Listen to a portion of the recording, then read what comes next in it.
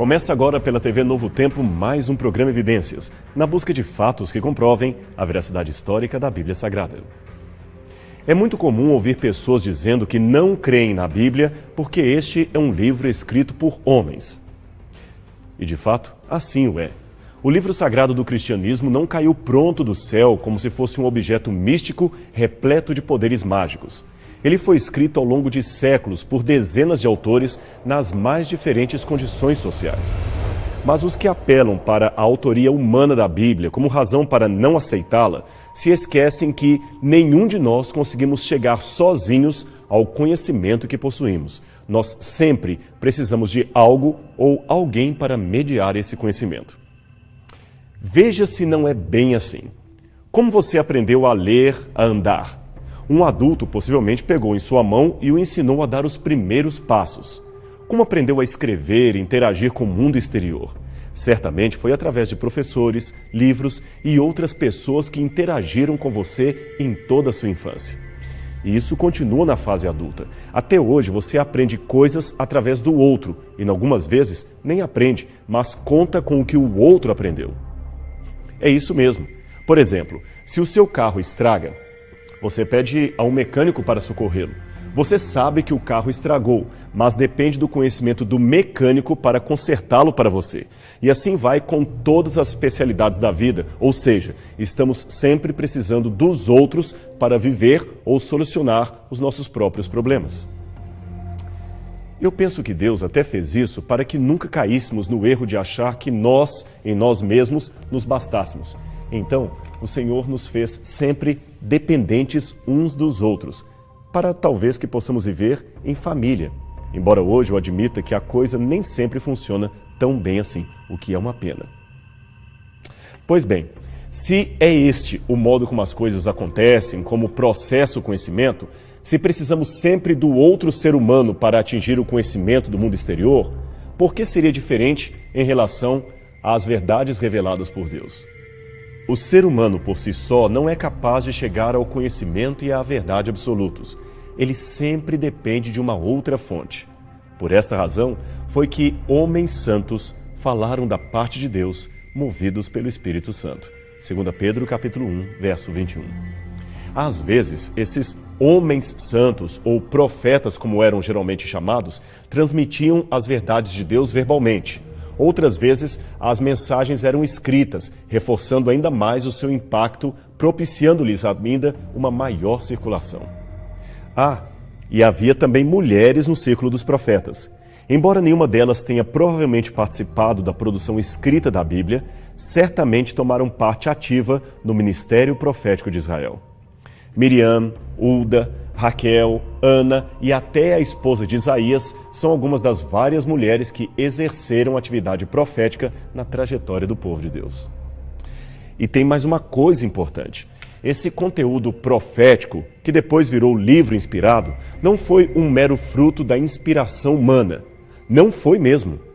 Você se lembra do texto que lemos de 1 Pedro, dizendo que homens santos falaram da parte de Deus movidos pelo Espírito Santo? Preste atenção agora nas palavras que antecedem esse verso. Sabe primeiramente isto, que nenhuma profecia da Escritura provém de particular elucidação, porque jamais qualquer profecia foi dada por vontade humana. Percebeu a questão aqui envolvida? Agora eu entendo que a Bíblia é uma revelação dada por Deus através de agentes humanos e que precisamos da mediação do outro para obter conhecimento. Logo, a Bíblia seria Deus falando com sotaque humano. Então é de se perguntar como se relaciona o método científico que tantos apreciam com essa declaração de inspiração da Bíblia.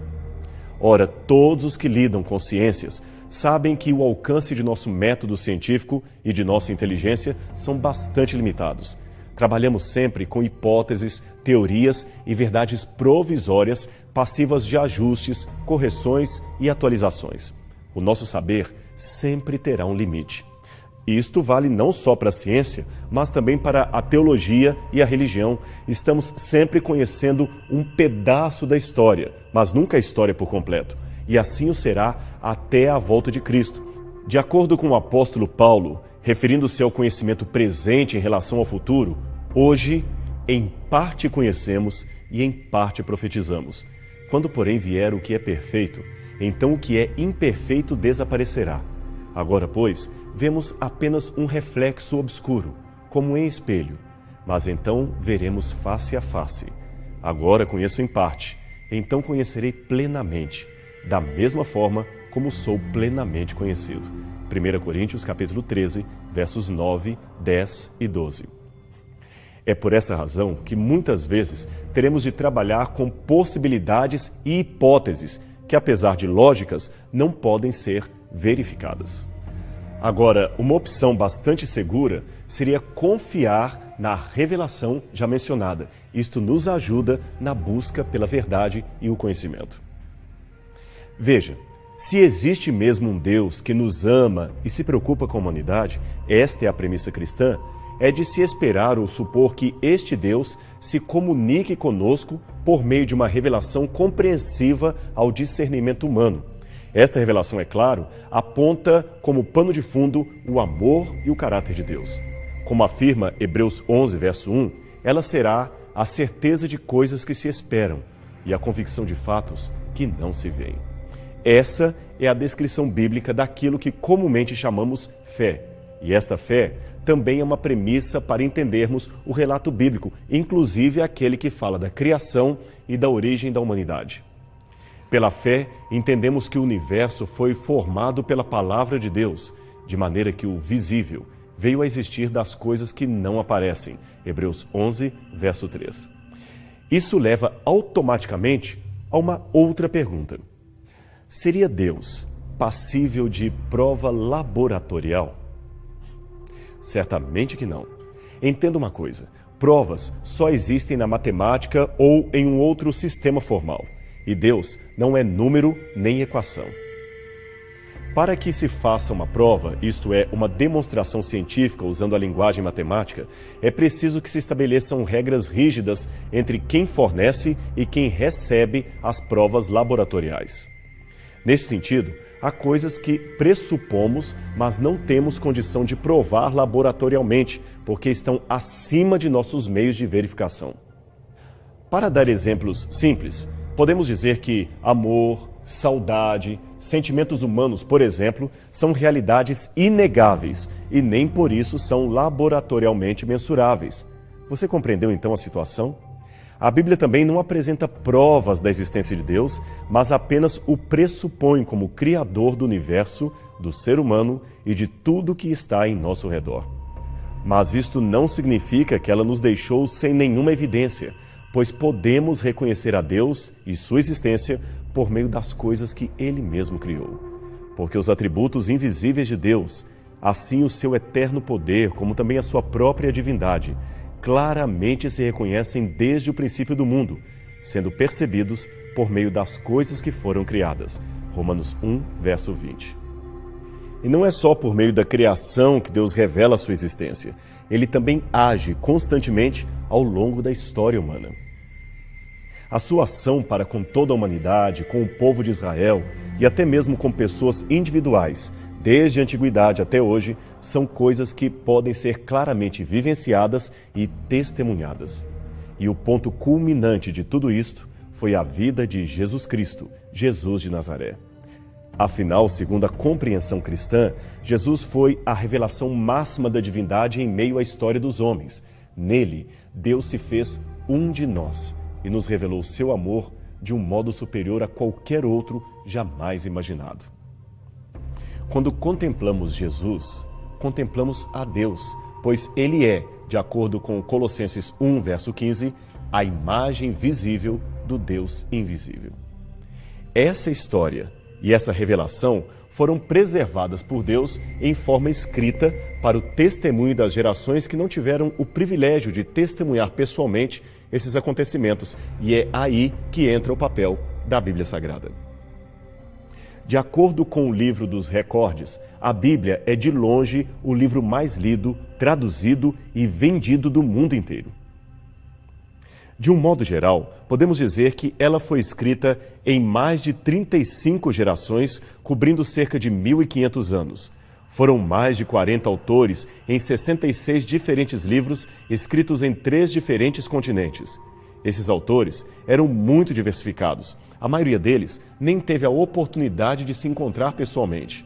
Nunca houve uma reunião de pauta para saber o que colocariam no papel e nem contaram com a assistência de um editor ou de uma grande casa publicadora com todos os especialistas que pudessem ajudar e a dirigir o estilo literário que empregariam e, mesmo assim, esse livro saiu extraordinariamente harmônico, totalmente harmônico em seu conteúdo. É realmente uma obra miraculosa. Mas vamos falar mais especificamente dos escritores bíblicos para que você tenha uma ideia da diversidade autoral que a Bíblia contém. Moisés era um estadista e líder bem instruído. Amós era pastor de ovelhas. Pedro e João eram pescadores. Lucas era médico e possível estudante de direito. Davi e Salomão eram reis. Paulo, um rabino e filósofo judeu. Esdras era sacerdote. Daniel, primeiro-ministro. E Neemias, um funcionário público. A lista poderia se estender muito mais, porém creio que já deu para você ter uma ideia do que queremos dizer por diversidade autoral da Bíblia. Mas tem mais. Podemos falar ainda das diversas situações em que cada um deles escreveu o seu livro, ou seja, o contexto em que cada um se encontrava. Uns estavam no deserto, outros na prisão, alguns num palácio, numa viagem, numa campanha militar. Às vezes, eles eram movidos pela alegria, às vezes pela angústia, pela apreensão. Em algumas situações, os autores bíblicos tiveram de abandonar o seu emprego e sair pela fé para cumprir uma missão determinada por Deus. Foram, enfim, muitas e distintas situações sociais. Até os seus livros são de estilo diferente, não apenas na linguagem mais culta ou mais rústica, que cada um empregava, é claro, mas também no estilo literário, pois alguns escreveram em poesia, outros em forma de profecia, histórias, genealogias, cartas pessoais, normas, leis, cânticos, etc. Agora, mesmo escrevendo quase sempre de modo independente um do outro e tratando de temas difíceis e controversos, esses autores da Bíblia, voltamos a repetir, não se contradizem na essência. Pelo contrário, eles se complementam. Deste modo, é possível dizer que a Bíblia foi sim escrita por seres humanos, mas a autoria essencial pertence ao Espírito Santo de Deus. Essa própria harmonia doutrinária ou teológica que a Bíblia contém não deixa de ser uma prova de sua inspiração ou pelo menos de sua procedência celestial, embora, repetimos, ela não tenha caído pronta do céu. 2 Timóteo 3,16 afirma que o Espírito de Deus inspirou, literalmente insuflou aos autores o que eles deveriam escrever, isto é, o que teologicamente chamamos de inspiração divina da Bíblia. E que evidências adicionais, além da harmonia interna, poderíamos apresentar de que este livro é de fato inspirado por Deus? Bem, há várias. Por exemplo, suas profecias cumpridas. A Bíblia contém mais de 6.000 profecias, das quais quase a metade já se cumpriu literalmente. E não se trata de profecias generalistas, como aquelas de videntes que se limitam a dizer alguém importante morrerá esse ano, ou tome cuidado, pois tem muita gente com inveja de você. Isso é coisa que qualquer um pode deduzir, sem precisar ser profeta para dizer isso. A Bíblia é diferente. Ela fala de profecias muito específicas e você pode e deve tomar tempo para conhecê-las por si mesmo. A objetividade escriturística. A Bíblia mostra que, apesar de possuir autores humanos, o seu conteúdo parte de uma ótica divina. Nenhum profeta é endeusado ou glorificado como se ele mesmo fosse a fonte de sua sabedoria. Pelo contrário até, por ser um livro historicamente verdadeiro e honesto, a Bíblia não esconde os erros graves que até mesmo homens inspirados cometeram, nem poupa palavras de repreensão ou omite as consequências de seu erro. Um livro que fosse meramente político não revelaria tais características aos seus leitores. A atualidade do seu conteúdo. A Bíblia não foi escrita apenas para a geração daqueles recuados dias no passado, não. Ela tem uma mensagem para todas as pessoas em todos os tempos, inclusive hoje. Veja que interessante. Que outro livro é entendido por leitores de ambos os sexos, de todas as idades, níveis culturais e camada social? Ela serve para o rico e para o pobre, para o simplório e o intelectual. Nenhuma bibliografia do mundo é assim tão eclética em seu conteúdo. Eu mesmo conheço não apenas teses doutorais pesadíssimas, feitas sobre a Bíblia Sagrada, como também ex-analfabetos que aprenderam sozinhos a ler nela e até pregam e ensinam o seu conteúdo. É claro e evidente que o grau de compreensão pode ser mais aprofundado dependendo da erudição de quem lê a Bíblia, mas fazer um curso universitário nunca foi uma condição prévia para entender a palavra de Deus. Finalmente, o efeito transformador da Bíblia. Inúmeras pessoas foram transformadas por esse livro sagrado. Muitas reconheceram-se pecadoras por meio da simples leitura de suas páginas. E depois de aceitarem a Jesus como seu salvador pessoal, elas se tornaram completamente novas, aliás, tão transformadas a ponto de deixarem boquiabertos os que testemunharam a sua conversão. Agora, disto posto, é importante notar que quem ler a Bíblia verificará que não se trata de modo algum de um livro místico.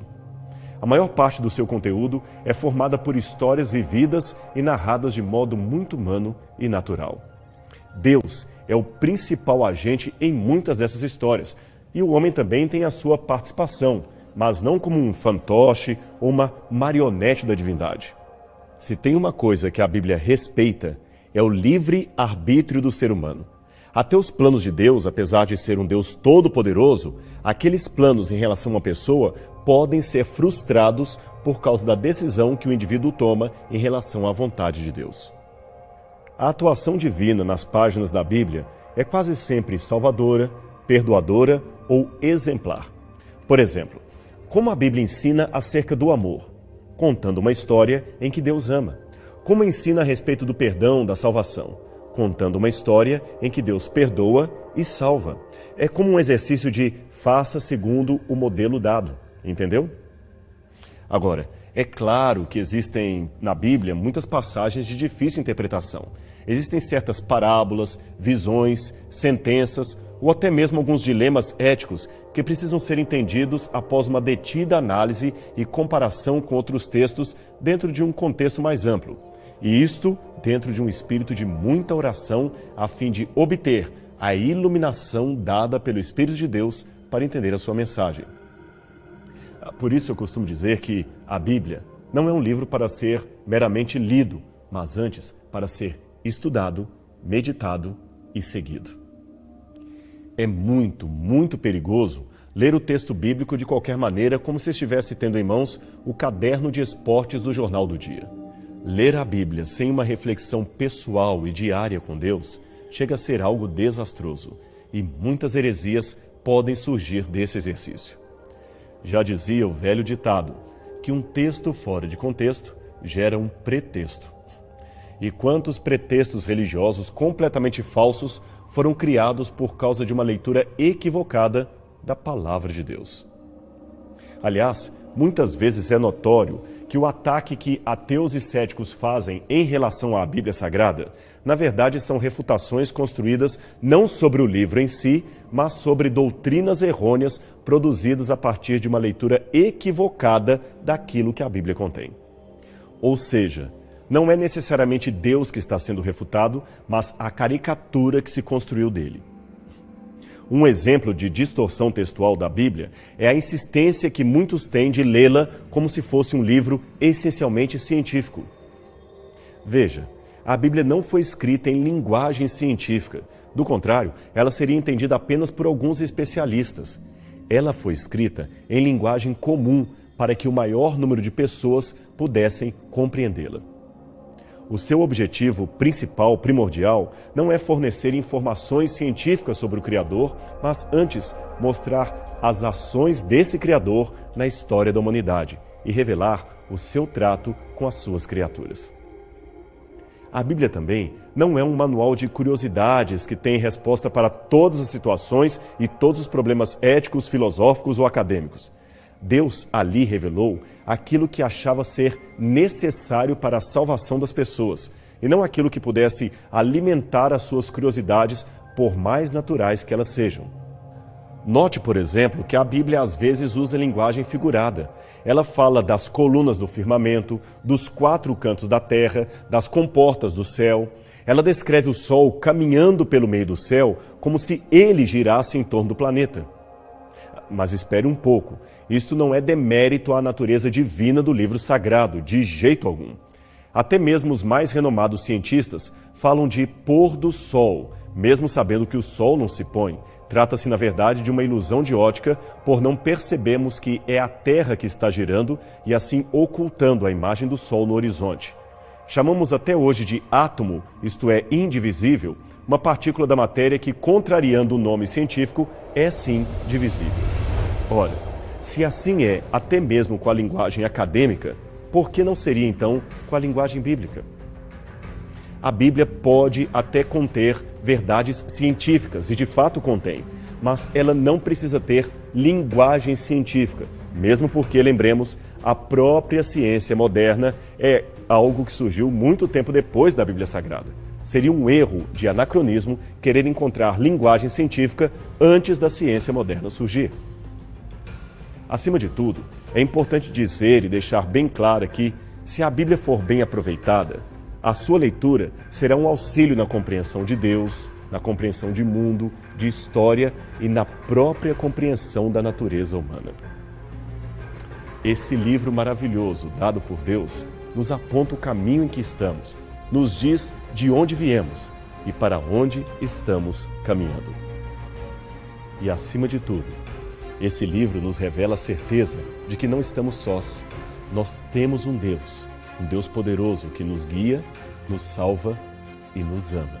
E isto é muito bom. Bem, a gente vai ficando por aqui, o nosso tempo terminou. Mas semana que vem não perca o nosso próximo encontro aqui na TV Novo Tempo para mais um programa Evidências. Até lá!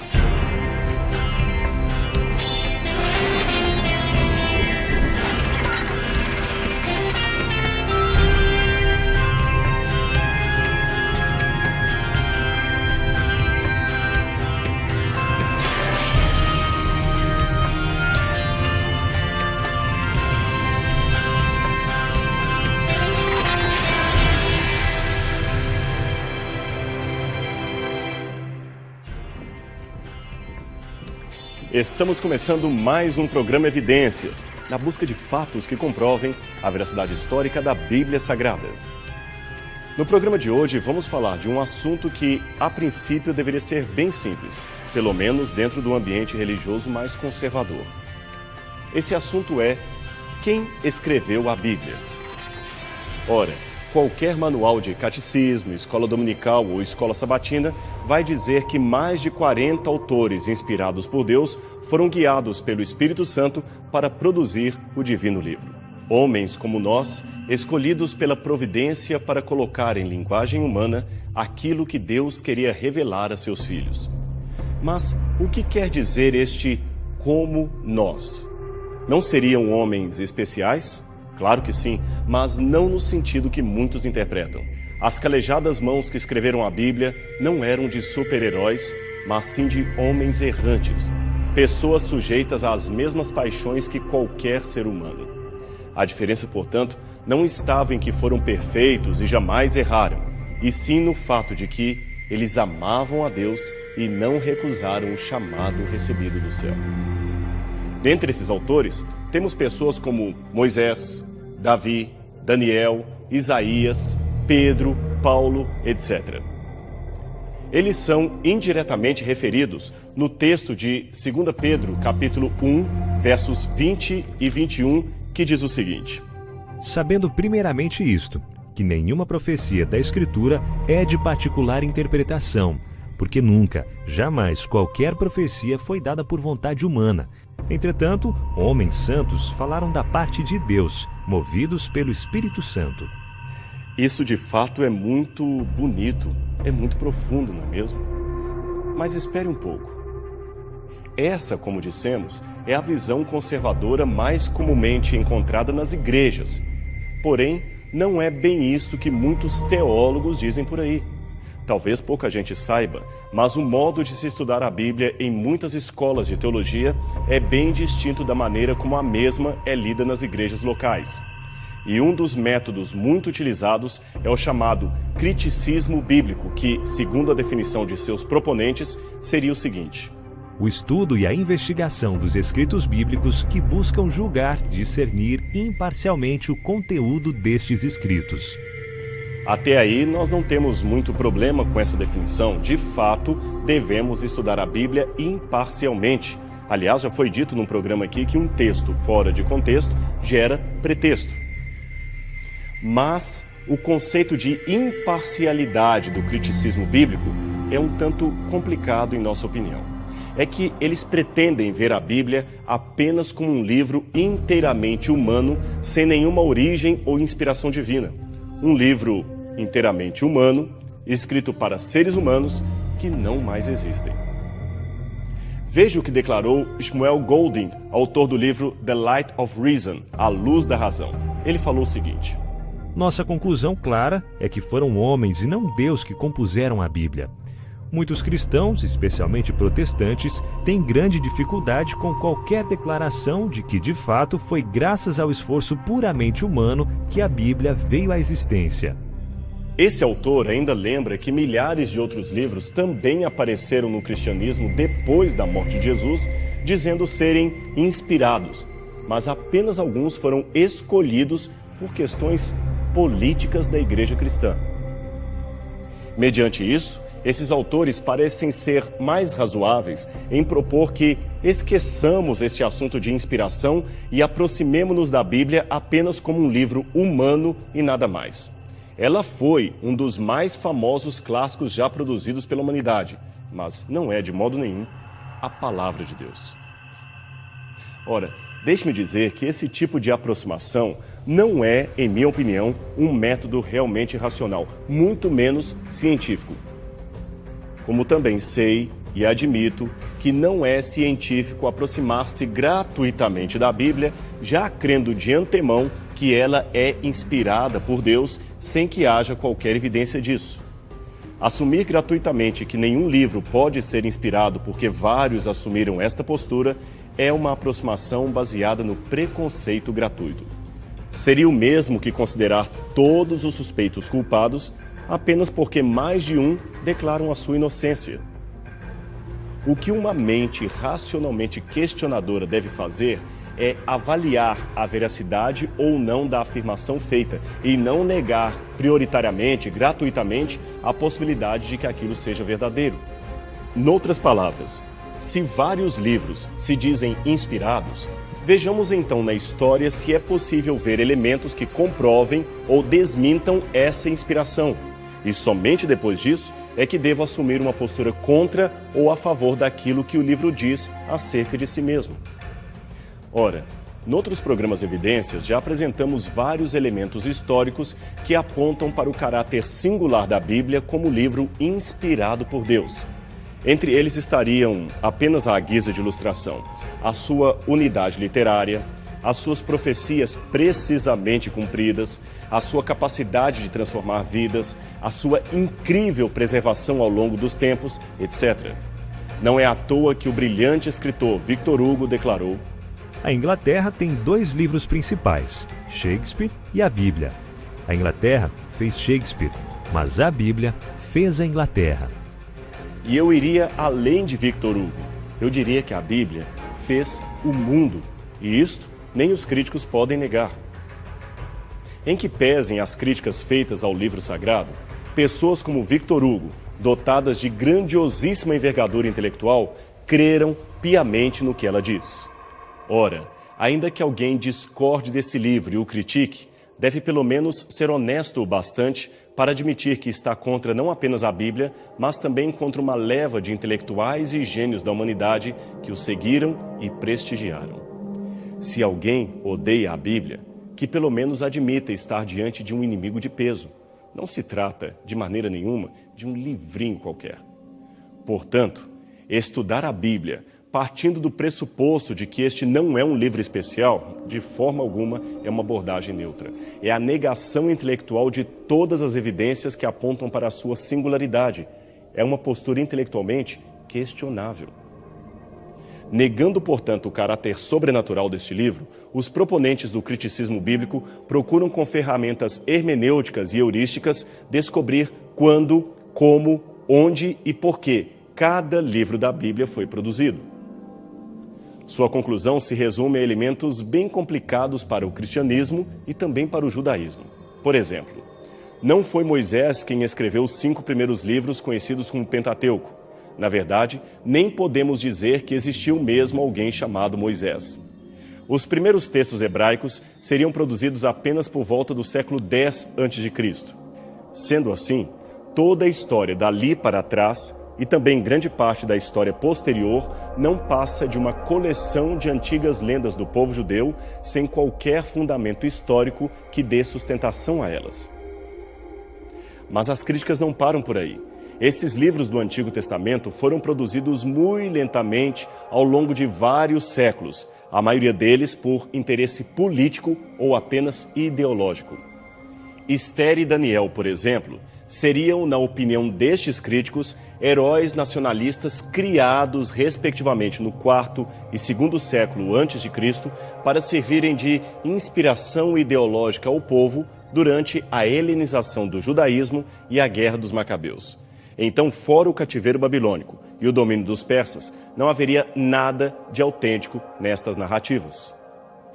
Quanto ao Novo Testamento, eles afirmam que os evangelhos foram reescritos ou reeditados várias vezes no final do primeiro século e início do segundo, ou seja, estes textos são igualmente tardios, escritos por líderes da comunidade cristã para objetivos apenas políticos e teológicos. Esses líderes, portanto, para legitimar os seus escritos ou conferir-lhes autoridade doutrinária, atribuíam artificialmente aos seus próprios textos o nome de alguma figura histórica relacionada a Jesus, quem sabe um discípulo próximo, como Mateus ou João, por exemplo. E assim segue a linha de argumentação do criticismo bíblico. Esses foram apenas alguns exemplos que eu dei para você. E como foi que estes acadêmicos chegaram a essas conclusões que hoje praticamente dominam muitos círculos teológicos ao redor do mundo? Bem, durante o período da Renascença, vários autores gregos e latinos foram redescobertos no Ocidente. À medida que novos manuscritos surgiam, cópias à mão eram feitas para espalhar o seu conteúdo pela Europa. Muitos estavam maravilhados com os novos tempos que, por anos a fio, estavam sedentos de um ensino e do saber, e esta poderia ser a chance que teriam de obterem novo conhecimento. Acontece que até a invenção da imprensa, em cerca de 1450, os manuscritos eram todos copiados à mão. Devido a isto, muitos textos possuíam diferenças entre si, que eram chamadas de variantes textuais. Por exemplo, numa cópia manuscrita de Aristóteles lemos: a lei é a razão não afetada pelo desejo. Noutra, porém, o redator copiou o texto da seguinte maneira: a lei é a razão livre de paixões. Alguns textos estavam fragmentados, enquanto outros tinham um capítulo mais extenso do que outras cópias do mesmo documento. Então, editores do final do renascentismo resolveram compilar, editar e montar livros clássicos a partir dos manuscritos disponíveis e das variações que eles continham. A essas novas edições, agora impressas, deram o nome de Textus Receptus, ou texto recebido. Portanto, foram os próprios acadêmicos da Renascença que decidiram entre as variantes textuais quais seriam aceitas e quais seriam rejeitadas. Em alguns casos, porém, textos que não faziam parte do original foram acrescentados e algumas ordens foram trocadas. Um caso clássico é o da Ilíada de Homero, uma obra completamente desconhecida na Europa medieval. Tudo o que se conhecia eram trechos da história de Troia, modificados de acordo com a ocasião. Algumas modificações chegavam a ser ingênuas para serem adaptadas às necessidades e costumes da Baixa Idade Média. Foi somente com a descoberta de novos manuscritos que se perceberam as modificações, e nem a Bíblia saiu ilesa dessas modificações. Quando Erasmo de Roterdã iniciou a publicação do seu Textus Receptus, decidiu fazer uma versão impressa do texto grego do Novo Testamento. Textos que não faziam parte dos manuscritos gregos originais foram incluídos por ele para igualar o seu livro à Vulgata Latina.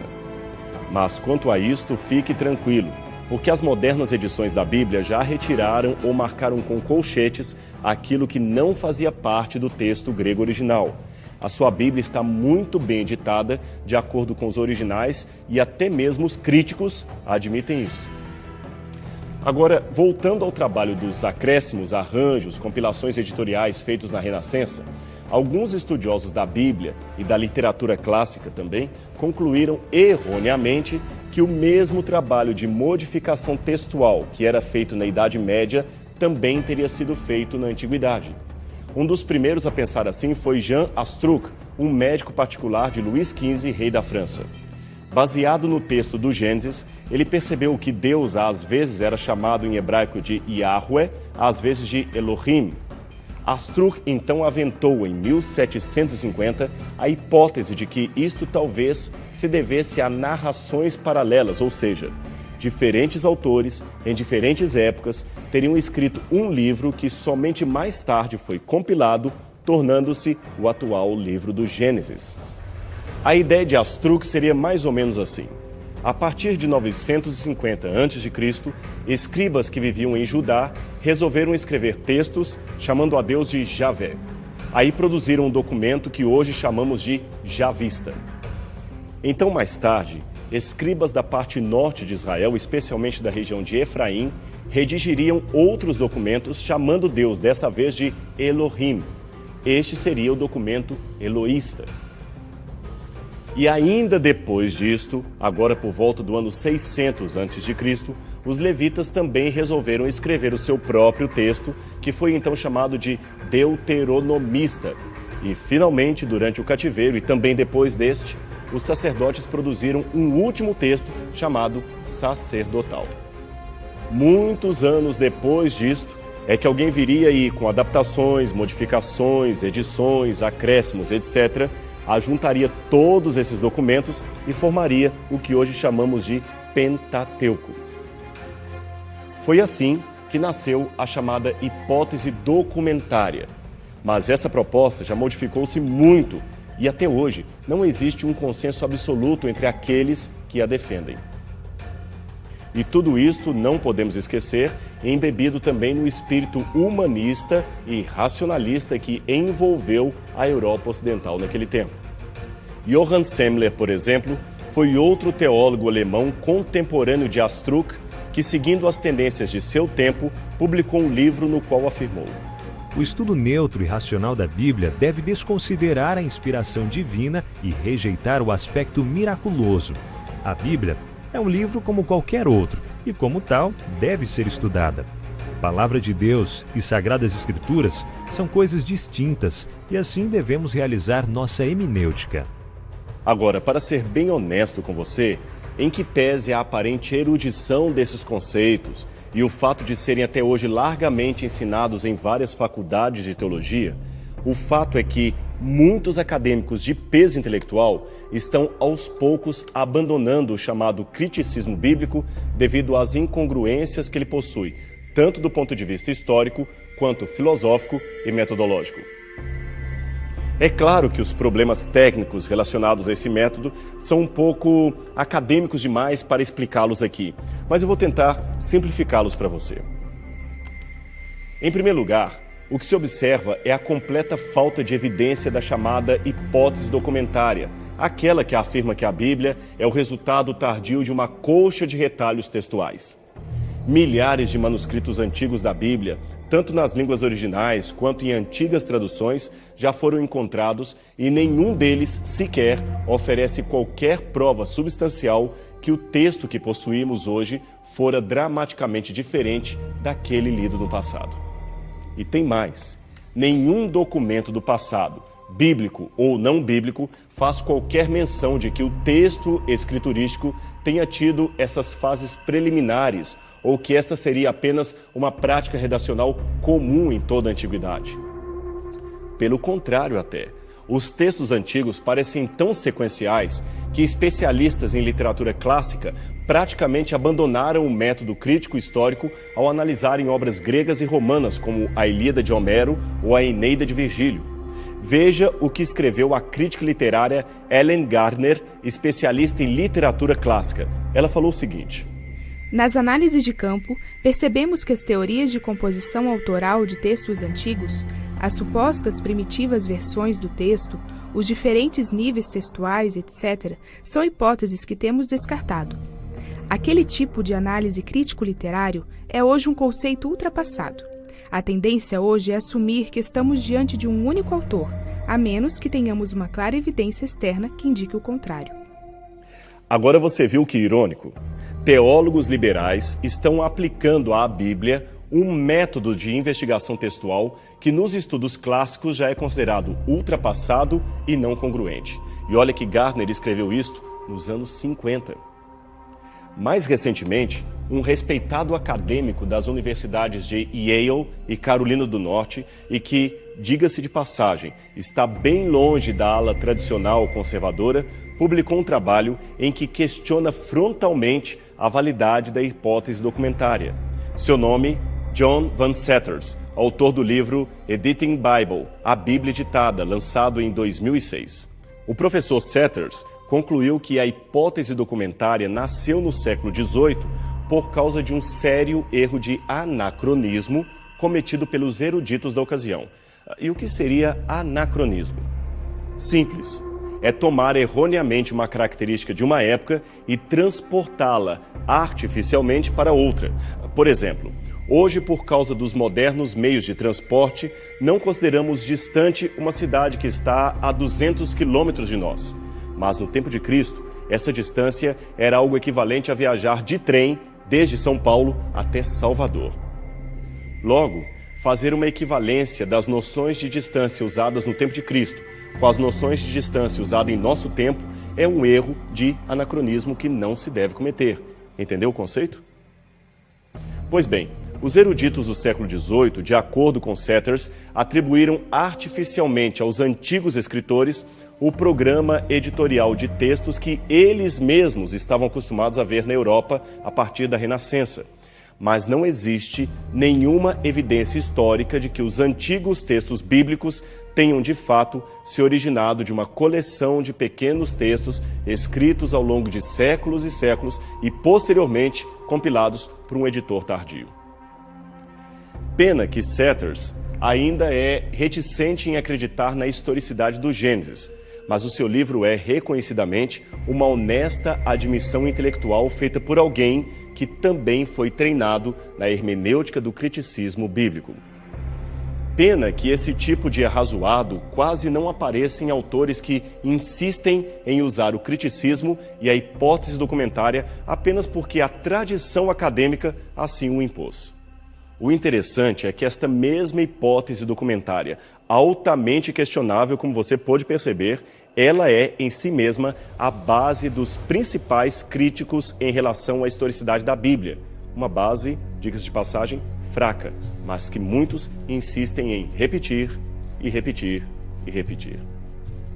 Ora, se a base é questionável, que dirá o edifício que se sustenta nela? Mas, infelizmente, muitos teólogos ainda insistem em se pendurar numa árvore de raízes podres. E então, quem escreveu a Bíblia? É claro que foram humanos. Ela não caiu pronta do céu, nem foi editada ou ditada por anjos. Mas esses homens não falaram sozinhos. Eles foram movidos por Deus. Em outras palavras, eles emprestaram a sua voz e a sua pena para que Deus pudesse falar com sotaque humano. E o que Deus tinha de dizer de tão importante para nós? Que Ele nos ama e que aconteça o que acontecer, ainda temos um Pai Celestial, que em breve intervirá uma última vez na história da humanidade para trazer a justiça e inaugurar a eternidade. Portanto, pense nisso. A Bíblia é a mais importante mensagem que você poderia receber em toda a sua vida. Ela fala de um Deus de amor que morreu pelos seus pecados, salvou você e em breve voltará para o buscar para o seu reino de glória. Isto é a mensagem de Deus. O resto apenas comentário. Mas a gente fica por aqui, pois semana que vem teremos um novo encontro com você, aqui na TV Novo Tempo, para mais um programa Evidências. Até lá!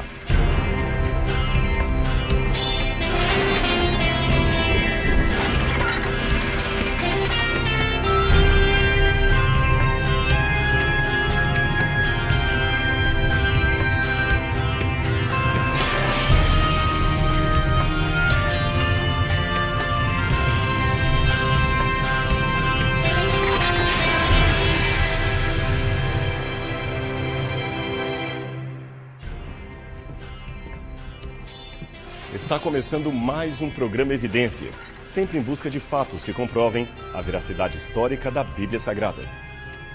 E hoje teremos como tema justamente os mitos da Bíblia Sagrada. Mas espere um pouco. Se esse é um programa em busca de evidências a favor das Escrituras, como podemos ter como título os mitos da Bíblia? Seria um erro de edição ou uma forma de afirmar que não existem mitos? Não se trata disto. Não é erro de edição, nem negação de que existam tais mitos, porque, pasmem, eles existem. Mas fique tranquilo, eles não fazem parte da Bíblia Sagrada em si. Eles apenas são mitos criados por pessoas que acreditam na Bíblia. Deixe-me explicar melhor e você entenderá o objetivo deste programa de hoje. Por muitos e muitos séculos, ataques racionais internos e externos sempre fizeram parte da história da Igreja cristã. Porém, nesses últimos dias, os questionamentos têm ficado cada vez mais aguçados. Logo, mais do que nunca, devemos pôr em prática o que está em 1 Pedro, capítulo 3, versículos 15 e 16, que diz: Estejam sempre preparados para responder com lógica a todo aquele que lhes pedir a razão da esperança que existe em vocês, fazendo, todavia, com humildade e respeito, e principalmente com uma consciência tranquila. 1 Pedro 3, 15 e 16. É claro que é triste ver pessoas distorcendo a palavra de Deus com argumentos racionalistas, como aliás fazem muitos livros, revistas e documentários de televisão que encontramos por aí. Contudo, pior do que ver um oponente questionando a nossa fé é ouvir um aliado defender mal a doutrina na qual acreditamos. Isto infelizmente ocorre, e muito no seio cristão. A internet, com a rapidez de comunicação que lhe é própria, tem sido um meio de divulgação de mensagens falsas que aparentam estar apoiando a fé na Bíblia Sagrada, mas, na verdade, representam um verdadeiro cavalo de Troia e devemos estar atentos a isto. Com relativa constância, muitos recebem e-mails acerca de supostos achados arqueológicos que estariam confirmando a historicidade da Bíblia. São descobertas fabulosas, como as ruínas de Sodoma e Gomorra, rodas das carruagens de Faraó debaixo do Mar Vermelho, a Arca da Aliança revelada em Jerusalém, a Arca de Noé petrificada na Turquia, a rocha que Moisés feriu em Meribá e outras. Esses achados seriam fantásticos se fossem verdadeiros. Mas não são. São verdadeiros mitos da Bíblia, mas não propagados pela Bíblia, como já dissemos, e sim por aqueles que dizem acreditar nela. Nesse programa de hoje, vamos então mostrar alguns desses falsos achados na tentativa de apresentar que, se a Bíblia é, como acreditamos, a palavra de Deus e um verdadeiro testemunho da história, nós não precisamos recorrer a notícias sensacionalistas para defender a sua veracidade. Basta ficar com o que temos de correto, sério e defensável. Não fabriquemos evidências que não existem. A verdade não se tornará mais verdadeira pelo exagero com que a defendemos. Pelo contrário, tal tipo de defesa pode criar um empecilho para que muitos se voltem para ela. E mais, esperamos que com essa apresentação, você que acredita na Bíblia, ajude a desmentir esses boatos com a mesma energia que procuraria desmentir os ataques à palavra de Deus. E para aqueles que não acreditam na Bíblia, fica o recado de que não precisamos de fantasias para defender a Deus. Temos razões suficientes para fazê-lo sem a necessidade de recorrer a mitos. Ainda que alguns, é claro, inadvertidamente façam isto mesmo dentro de algumas igrejas cristãs.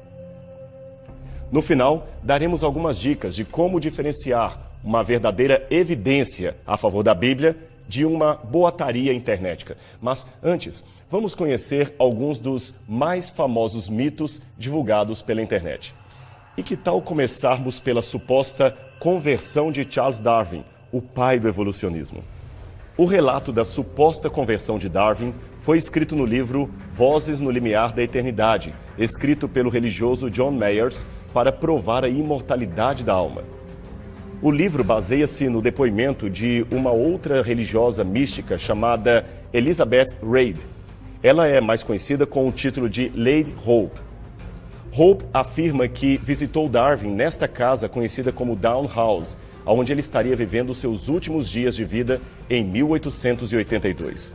Seu depoimento prossegue dizendo que Darwin não apenas rejeitou formalmente a teoria da evolução, como converteu-se a Cristo. O Dr. James Moore, um dos maiores biógrafos de Charles Darwin, fez uma detida pesquisa acerca deste assunto em coautoria com outro autor, Edward Caldwell. Ambos chegaram até a admitir a possibilidade de que a mística Lady Hope houvesse mesmo visitado o cientista a pedido ou com a aprovação de sua esposa Emma, que por sinal era crente em Deus e nas Escrituras. Isso teria ocorrido em qualquer data entre 28 de setembro e 2 de outubro de 1881, quando Francis e Henrietta, os filhos de Darwin, estavam ausentes da fazenda. Mas os fatos negam qualquer outro elemento adicional que comprove a dita conversão do naturalista. Segundo a pesquisa, a própria esposa de Darwin, Emma, estaria presente e, como era cristã devota, seria a primeira a vibrar com uma possível conversão do marido, ainda que fosse na hora da morte. O silêncio da esposa de Darwin é outro e forte indício de que tal conversão provavelmente nunca aconteceu. O Dr. Moore encontrou ainda evidências biográficas de que Darwin realmente não apreciava que ateus usassem as suas ideias para negar a existência de Deus. Talvez isso fosse por respeito à fé de sua esposa ou por outra razão. Por exemplo, Darwin se dizia agnóstico em relação à existência de um criador. Embora a morte prematura de uma filha parece ter, de algum momento, selado a devoção de Darwin em relação a Deus. Mas este é assunto para um outro programa. Seria errado classificar Darwin como ateu. Talvez o mais correto seria chamá-lo de agnóstico. Seja como for, para ele, o Criador, afinal de contas Darwin não abandonava a possibilidade de um Criador, teria trazido a criação através da evolução. Ou seja, se existe um Deus, dizia Darwin, ele usou a evolução para trazer a vida à existência. Henrietta, a sua filha, o descreveu numa biografia póstuma como um humanista e anglicano. Bem, seja como for, Darwin, embora não fosse cristão devoto, definitivamente não apreciava ser identificado como ateu. Aliás, ele mesmo fez, em vida, arranjos para ser sepultado no cemitério da igreja de Down, embora no final o seu corpo acabou sendo levado para a abadia de Westminster, onde permanece até hoje. Mas veja, quanto a uma retratação pessoal ou uma conversão mediante um estudo mais aplicado das Escrituras, não temos, em definitivo, nada que sustente estas alegações. Agora, vamos falar um pouquinho sobre outro falso argumento que tem inundado as telas de computador: o suposto achado da Arca de Noé. Alguns religiosos estão, na verdade, tentando procurar com cientificidade e entusiasmo a arca, mas admitem que não a encontraram. Outros afirmam categoricamente que a encontraram, como, por exemplo, um grupo de pesquisadores chineses da região de Hong Kong. O curioso é que, segundo um levantamento incompleto do site noahsarksearch.com, existem hoje mais de 40 alegadas descobertas da Arca de Noé, e todas em pontos diferentes do globo, a maioria, é claro, na atual Cordilheira do Ararat. Só esse dado já coloca em dúvida a maioria dos achados, pois, a menos que a arca esteja em movimento ou encontre-se partida em vários pedaços, a confirmação de uma dessas alegações torna todas as demais mentirosas. E o que é mais interessante, cada um defende o seu achado como real e oferece curiosas provas que vão desde o testemunho oral até restos de madeira petrificada e supostas fotos de avião e satélite que seriam os restos do barco sob as geleiras da Turquia. O fato é que nenhuma dessas alegações se mostrou comprovada para além de qualquer questionamento. e muitas delas, além de contraditórias, já foram desmentidas, embora e-mails e mensagens desatualizadas continuem a todo vapor sendo enviadas pelo correio eletrônico. No caso dos chineses que relacionamos no começo, o Dr. Randall Price, um arqueólogo sério com formação em Israel e que no começo havia ficado entusiasmado com as pesquisas do grupo, resignou a sua posição no projeto e afirmou numa entrevista à Fox News que passou a nutrir fortes suspeitas de que tudo não passaria de uma farsa. Em primeiro lugar, afirmou ele, um monte de coisas suspeitas envolvendo a arca tem acontecido naquela região do globo. Ademais, a exploração comercial e turística envolvendo guias curdos aumenta a suspeita de que algo estaria errado em relação a este suposto achado da arca. Hoje, o Dr. Price prefere esperar para ver antes de acreditar que realmente estamos diante de um achado real e não de alarmes falsos. Veja também este exemplo. Esta foto foi tirada de um avião que sobrevoava outra área da região diferente do local apontado pelos chineses no Ararat. Por muitos anos, essa foto foi mostrada como uma forte evidência de que ali, sob o gelo, estariam os restos da Arca de Noé. Esta outra foto, segundo alguns, tirada por um satélite espião, parece ainda mais convincente. Veja o formato navicular do objeto. Ora, o problema com essas duas fotografias e outras formações semelhantes é que todas elas foram encontradas em pontos diferentes do Ararat e muitas formações como esta foram fotografadas. E se aquela formação é a arca, por que as outras formações também não seriam? Veja, até hoje, nada, absolutamente nada de concreto foi apresentado provando que qualquer daquelas formações rochosas ou sombras sob o gelo fosse mesmo um barco construído por mãos humanas e não apenas uma formação glacial ou rochosa. Nem mesmo os últimos relatos obtidos com o uso de satélites pôde dizer com absoluta precisão do que se trata. Na dúvida, é melhor não fazer afirmações categóricas que demandem uma retratação posterior. Apenas para esclarecer, é claro que acreditamos que houve um dilúvio universal, assim como a Bíblia apresenta, disso não temos dúvidas. Existem fortes evidências geológicas, aliás, evidências de sobra, para afirmar um catastrofismo mundial ocorrido no passado através da água. Mas a Arca de Noé, esta até hoje não foi encontrada. Tal evidência arqueológica, se houver, isto é, se ainda existirem restos da arca desaparecidos por aí, só o futuro nos dirá. Falando em dilúvio, existem ainda outras alegações do achado de supostos gigantes pré-diluvianos. Ora, os únicos paquidermes realmente pré-diluvianos até agora encontrados são fósseis de dinossauros. Seres humanos gigantescos não foram localizados.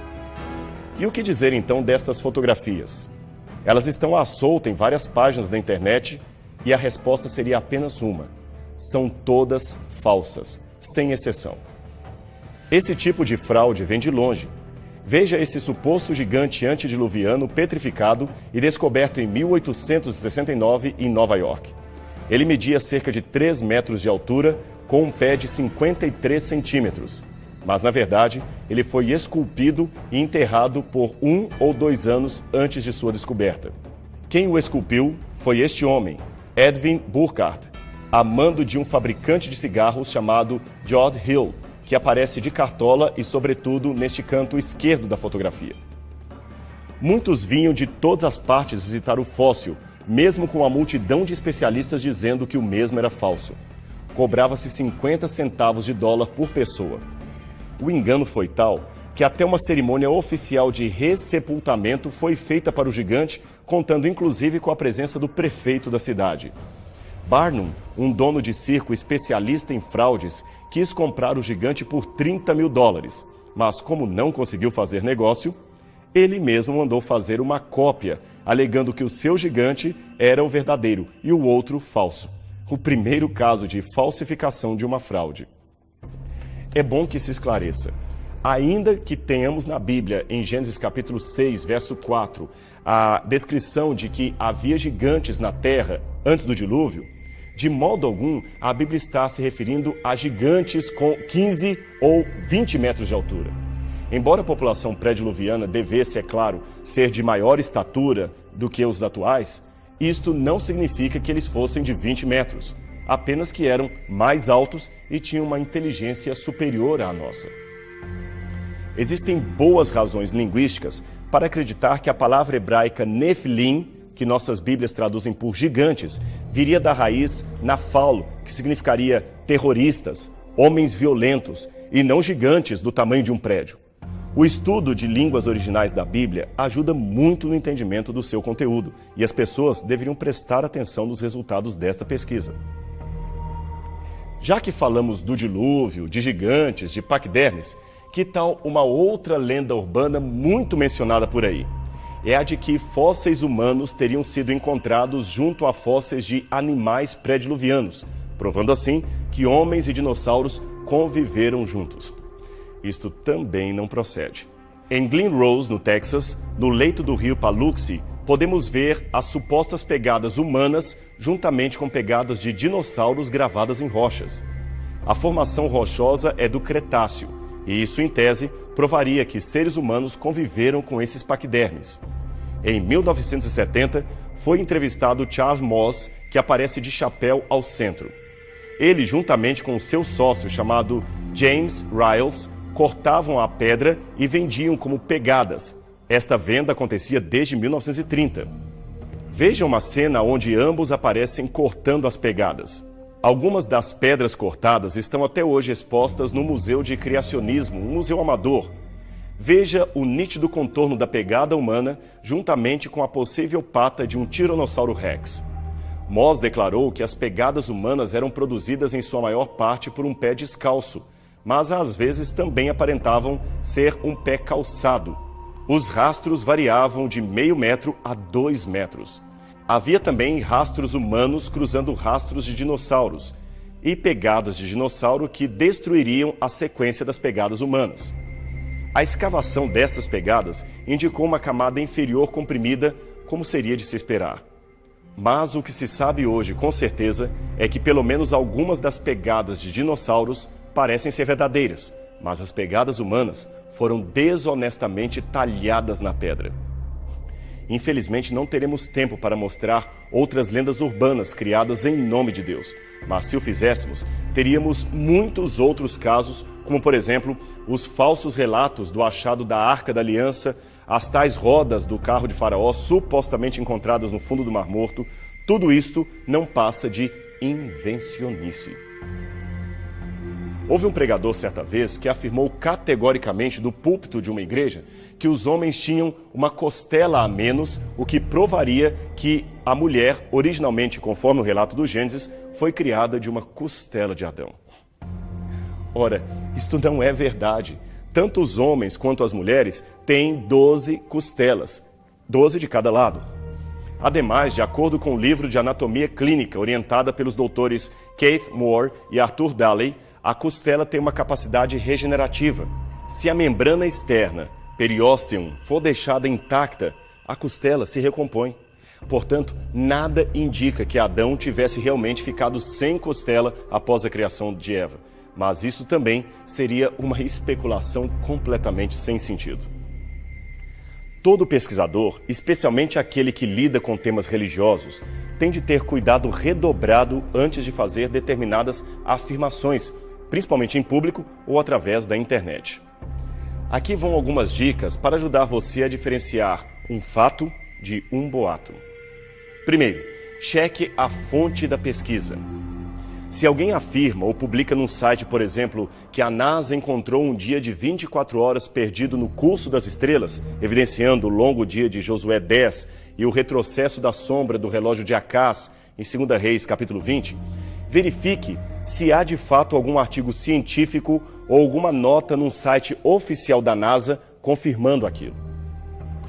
E cuidado, neste caso específico do dia faltante, muitos sites chegaram a citar, evidentemente sem fontes primárias, nomes de supostos engenheiros e cientistas, como um certo Dr. Harold Hill, do laboratório de Greenbelt, que teria feito a descoberta.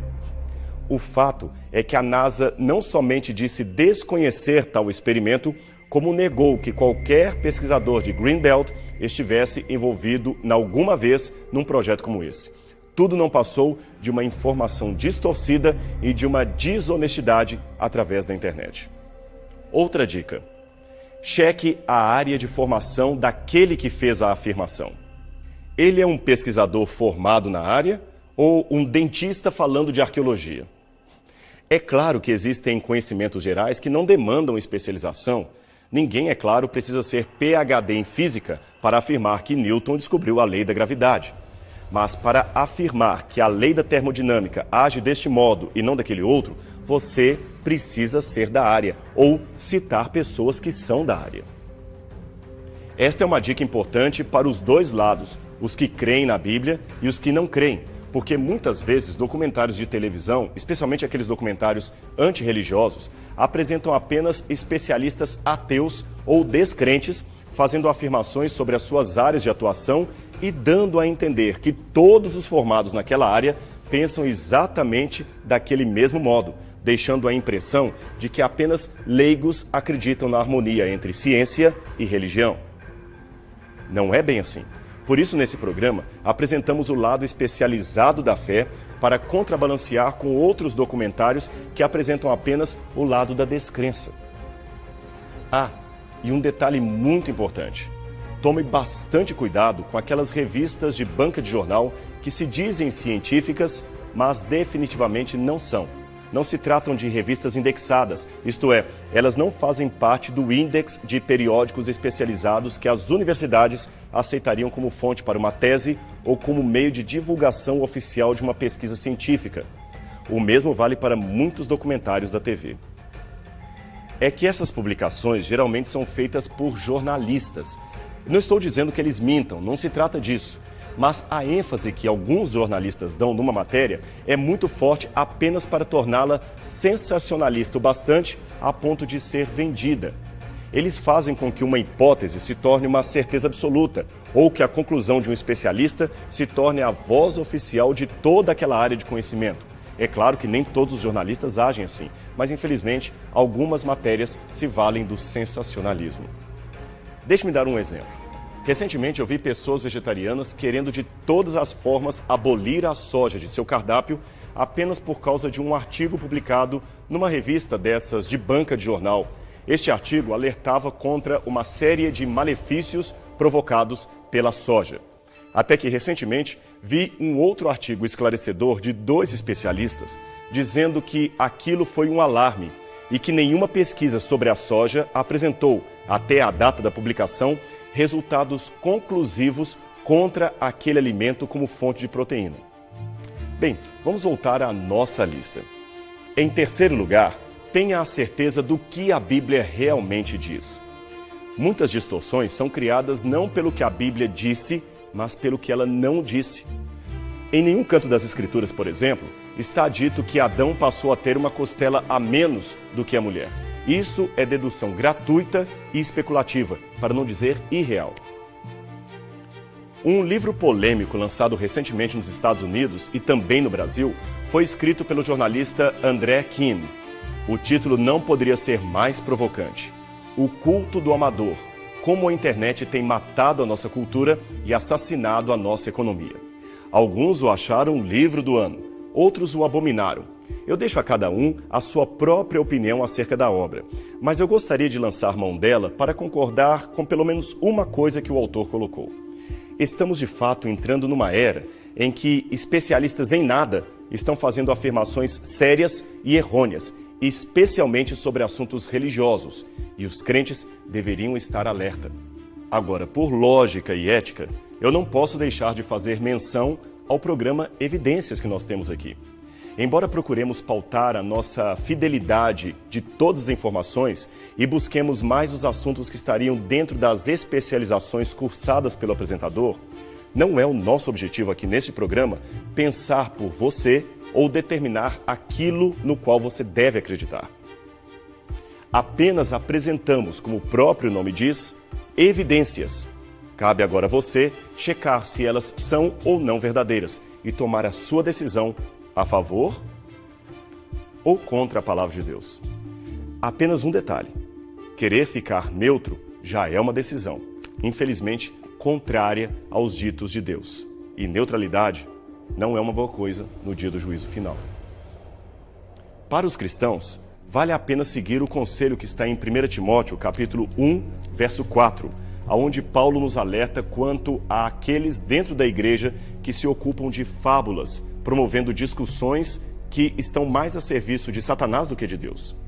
Pedro também afirma, quase num tom de desabafo, que ele e os apóstolos não nos deram a conhecer o poder da vinda de Cristo seguindo fábulas engenhosamente inventadas. Pelo contrário, eles falaram daquilo que foram testemunhas. Isto estaria em 2 Pedro, capítulo 1, verso 16.